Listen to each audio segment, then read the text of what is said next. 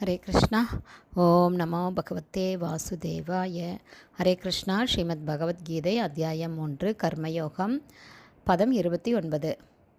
பிரகிருதேர் குண சம்மூடா சஜ்ஜந்தே குணகர்மசு தான் அக்ருஷ்ண விதோ மந்தான் கிருஷ்ண விண்ண விசாலையேத். டிரான்ஸ்லேஷன்: ஜட இயற்கை குணங்களால் மயக்கப்பட்டு அறிவில் குறைந்தவர்கள் ஸ்தூல செயல்களில் முழுமையாக ஆழ்ந்து பற்றுடையவர் ஆகிறார்கள். செயல்படுவோரின் அறிவு குறைவினால் இந்த கடமைகள் கீழ்த்தரமே ஆயினும் அறிவுடையோர் அவரை நிலை பெறல செய்யக்கூடாது. Purport by Srila Prabhupada. ஜெய ஸ்ரீல பிரபுபாத். நாம் இதில் என்ன தெரிஞ்சுக்கணும் அப்படின்னா, இந்த மனித உடல் ஜட இயற்கை தரக்கூடிய நல் பரிசு. அதாவது 80 லட்சம் பிறவிகளுக்கு பிறகு நமக்கு கிடைக்கக்கூடியது இந்த மனித உடல். உடல் உணர்வில் அளவு கடந்து லயித்திருப்பவன் மந்தா அல்லது ஆத்மாவை பற்றி அறியாத சோம்பேறி என்று அழைக்கப்படுகிறான்.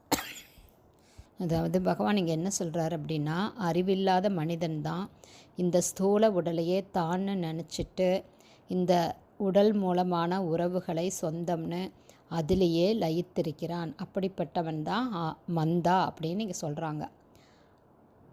ஆனால் இவங்க யார்? ஆத்மாவையே அறியாத சோம்பேறி. இந்த மாதிரி உலகத்தில் நிறைய பேர் இருக்காங்க. ஸோ இப்படிப்பட்டவங்க ஆத்மாவை அறியாத மந்த நிலையில் உள்ளவர்களை அறிவு சார்ந்தவர்கள் அவங்கள தொல்லை பண்ணக்கூடாது அப்படிங்கிறத இங்கே சொல்கிறாங்க.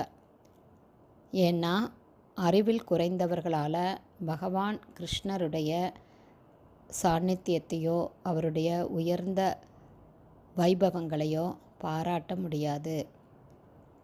அதே மாதிரி பக்தர்களையும் பாராட்ட முடியாது.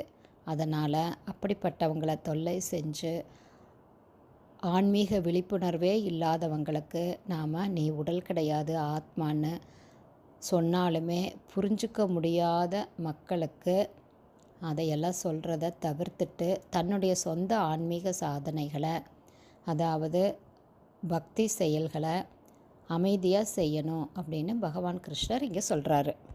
கிருஷ்ணர் அறிவில் குறைந்தவர்களுக்கு எந்த உபதேசமும் செய்யக்கூடாதுன்னு சொன்னாலுமே பகவான் கிருஷ்ணருடைய பக்தர்கள் இப்படிப்பட்ட அறிவில்லாத மனிதர்களை கூட அணுகி முயற்சி பண்ணி பார்க்குறாங்க. அதை எப்படிங்கிறத நாளைக்கு பார்க்கலாம். ஹரிபோல்.